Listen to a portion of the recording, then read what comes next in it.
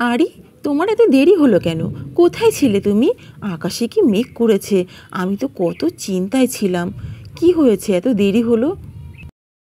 মালিনী, আজ থেকে নাকি অনেক দিন ধরে বৃষ্টি হবে, সবাই বলছে বন্যাও হতে পারে।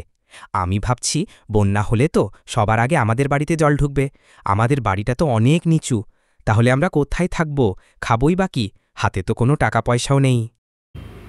আরে, তুমি এত চিন্তা করো না, কিছু না কিছু একটা ব্যবস্থা হয়েই যাবে। তুমি এত কেন ভাবছো? এত চিন্তা করলে শরীর তো খারাপ হবে নাকি? দুজনে কথা বলতে বলতে বৃষ্টি নেমে পড়েছে। আকাশটা কালো হয়ে এসেছে। ঝমঝমিয়ে বৃষ্টি শুরু হয়ে গেল।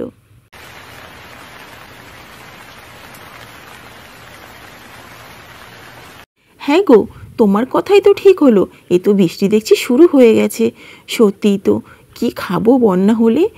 আকাশের অবস্থা তো একদম ভালো নয়।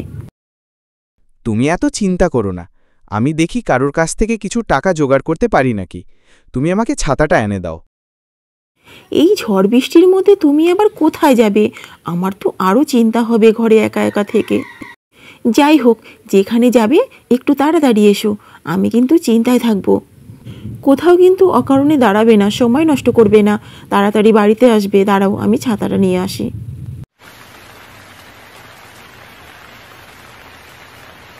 এই ঝড় জলের মধ্যে মানুষটা বেরোলো, যেন সুস্থভাবে বাড়ি আসে। ঠাকুর, তুমি ওর রক্ষা করো। হে ঈশ্বর, কিছু একটা ব্যবস্থা করো তুমি। মানুষটা ঝড় জলের মধ্যে ঘুরে ঘুরে বেড়াচ্ছে। কে আমাদের দেবে টাকা এই দুর্যোগের সময়?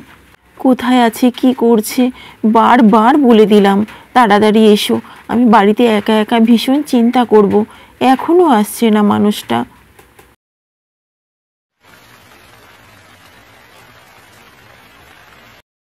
না, মালিনী কেউ একটা টাকাও দিতে রাজি হলো না। কি করব বুঝতে পারছি না, এখন ভগবানই ভরসা। ঠিক আছে, তুমি এত ভেবো না, কিছু না কিছু একটা ব্যবস্থা হয়েই যাবে। একটু বসো তো। আমি বরং কাল একবার বৌদির কাছে গিয়ে দেখব, নিশ্চয়ই সাহায্য করবে। বৌদি খুব ভালোবাসে আমাকে। তারপর সকাল হতে না হতেই মালিনী তার বৌদির কাছে রওনা হলো। আরে, ওইটা মালিনী না? হ্যাঁ তো, এত সকাল সকাল আমার কাছে, কি ব্যাপার দেখি তো। বৌদি, সকাল সকাল তোমার বাড়িতে আসলাম, একটু সাহায্য চাই। আমাকে কিছু টাকা দিতে পারো? সবাই বলছে বন্যা আসবে, কিন্তু আমাদের হাতে একটা টাকাও নেই। কি খাবো আর কি বা করব? কিছু টাকা ধার দিতে পারো বৌদি? আরে মালিনী, তুমি টাকা চেয়েছো, কিন্তু আমার কিছু করার নেই ভাই। আমার কাছে একটা টাকাও নেই, কি করে দেবো বলো? আমাদেরও তো বাজার হাট করতে হয়েছে বন্যা হবে বলে। আর তোমাদের টাকা ধার দিলে তোমরা শোধ করবে কি করে? তোমাদের তো সেরকম কাজকর্মও নেই। আর হ্যাঁ, শুনেছি তোমার বর নাকি কলা গাছ দিয়ে রাজপ্রাসাদ বানিয়ে দিচ্ছে তোমাকে। বৌদি, আমার কাছে না আমার স্বামীর সঙ্গে কুঁড়ে ঘরে থাকলেও আমার সেটা রাজপ্রাসাদ মনে হয়। তোমাদের মতন সত্যি সত্যি রাজপ্রাসাদ নাই থাকতে পারে, কিন্তু আমার কাছে ওটা রাজপ্রাসাদই। ঠিক আছে, আমি এখন আসি, চললাম গো, আবার পরে দেখা হবে। এই কথা বলে মালিনী সেখান থেকে বেরিয়ে আসে এবং শ্যামলীর বাড়িতে আসে।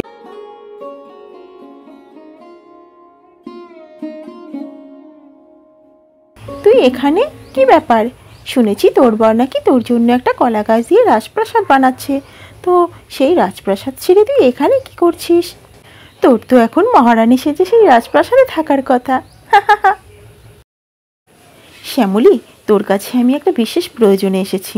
আমাকে কিছু টাকা ধার দিতে পারিস? সামনেই বন্যা আসছে, বাজার হাট করব, একটা টাকাও নেই। দে না থাকলে তোর কাছে। বন্যাটা চলে গেলেই আমি টাকা শোধ করে দেব।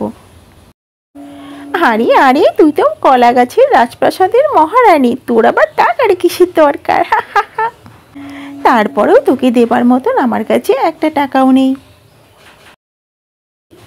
আচ্ছা ঠিক আছে, তাহলে আমি এখন চলে যাচ্ছি। আর হ্যাঁ, কলা গাছের রাজপ্রাসাদে তোকে নিমন্ত্রণ রইল, তুই যাস, রাজপ্রাসাদটা একটু দেখে আসিস। এই কথা বলে মালিনী সেখান থেকে গুটি গুটি পায়ে বেরিয়ে আসলো। মনে ভারী দুঃখ। সবার কাছে একই কথা, সবাই তাকে খুব অবহেলা করে। মাঠের মধ্যে দিয়ে যাচ্ছিল, তখন এক বয়স্ক লোকের সঙ্গে দেখা। সেও ঠিক একইভাবে অপমান করতে লাগলো। আরে বৌমা, তুমি এখানে? তোমার বড্ড দেখছি কলা গাছটা দিয়ে কী সব বানাচ্ছে। বলি, ওর কি মাথা টাথা একেবারে গেছে? এবার কি পাগলের খাতায় নাম লেখাবে মনে হচ্ছে। কাকাবাবু, আপনার তো বয়স হয়েছে, অন্যের ব্যাপারে এত নাক না গলিয়ে একটু নিজের ব্যাপারে ভাবুন, ভালো লাগবে। আমার স্বামী পাগল হোক বা যাই হোক, সেটা আমি বুঝে নেব। বাবা, পাগলের বউয়ের আবার বড় বড় কথা।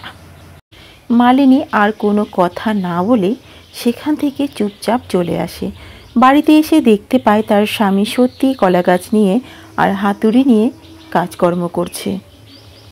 মালিনী দেখতে পায় তার স্বামী আপন মনে একা একা কাজ করছে, তাই স্বামীকে আর বিরক্ত করে না। সেখান থেকে চলে যায়। ঘরে এসে চুপচাপ বসে আপন মনে ভাবতে থাকে, কেউ তো সাহায্য করলো না 2 টাকা দিয়ে। কী যে করবে এবার, কিভাবে চলবে? হে ভগবান, কেউ সাহায্য করলো না কটা টাকা দিয়ে।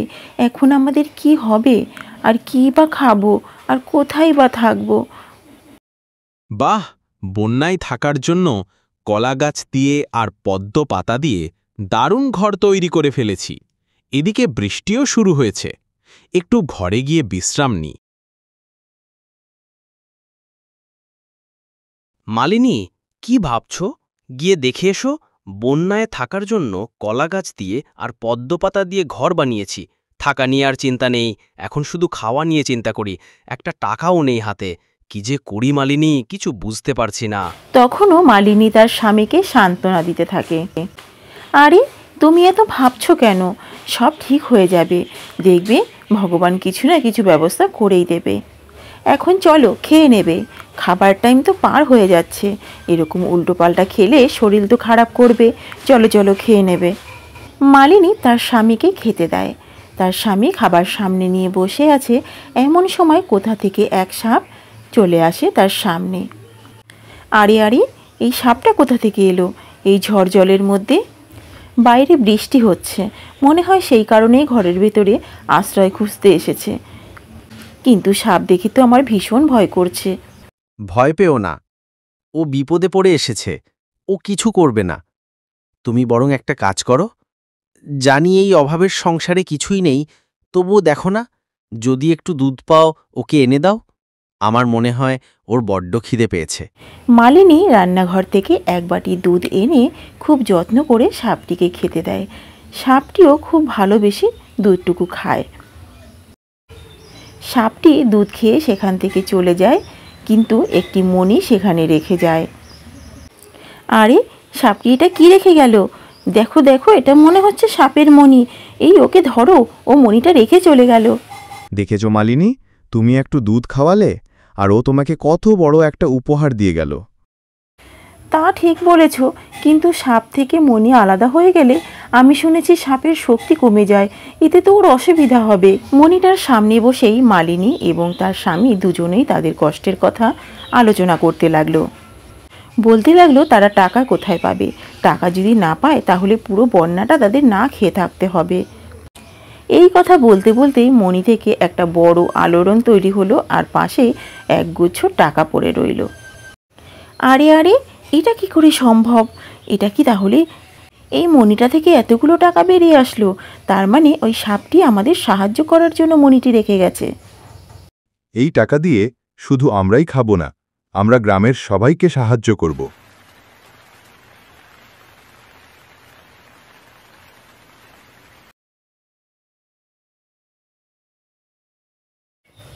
কি গো, জল তো ঘরে ঢোকে ঢোকে, কি হবে এখন আমাদের? মালিনী, আমার মনে হচ্ছে এখন আমাদের পদ্ম পাতার ঘরে থাকা উচিত। জল তো বেড়েই চলেছে। হ্যাঁ, তুমি ঠিকই বলেছ, এখন আমাদের পদ্মপাতার ঘরে যেতে হবে। চলো চলো, আর দেরি করব না, ঘরে জল ঢুকলো বলে। তারপর মালিনী এবং তার স্বামী দুজনেই পদ্মপাতার ঘরে গিয়ে উঠল। জল সমানে বেড়েই চলেছে, বেড়েই চলেছে। লোকের ঘরবাড়ি অর্ধেক প্রায় ডুবেই গেছে। আরে বাহ, তোমার এই ঘরটা তো অসাধারণ হয়েছে। এত সুন্দর আমি কখনো দেখিনি। সবাই আমাকে কত কথাই না শুনিয়েছে, কিন্তু আমার ভীষণ ভালো লেগেছে। আমার জীবনের সেরা ঘর। সবাই বলে এটা নাকি কলা গাছের রাজপ্রাসাদ বানিয়ে দিয়েছো, মজা করে বলে, কিন্তু আমার কাছে সত্যিই এটা রাজপ্রাসাদ মনে হচ্ছে গো।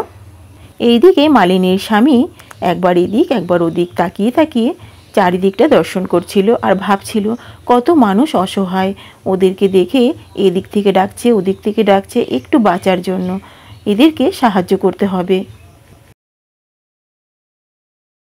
আরে ওটা মালিনী না? হ্যাঁ তো, মালিনীদের সেই পদ্ম পাতার ঘরটা। এই মালিনী, এই মালিনী, আমাকে একটু নিয়ে যা না তোদের ওই ঘরে, আমি এখানে আটকে আছি, দেখ একটু বাঁচা না আমাকে, আমি এখানে থেকে মরেই যাব বোন। আমাকেও, এই মালিনী, আমাকেও একটু বাঁচা, দেখ আমিও এখানে আটকে আছি, আমাদের ঘরটা প্রায় ডুবে গেছে, একটু বাঁচা না মালিনী আমাদের। এরা তো খুবই বিপদে পড়েছে, এদের সবাইকে আমার বাঁচাতে হবে।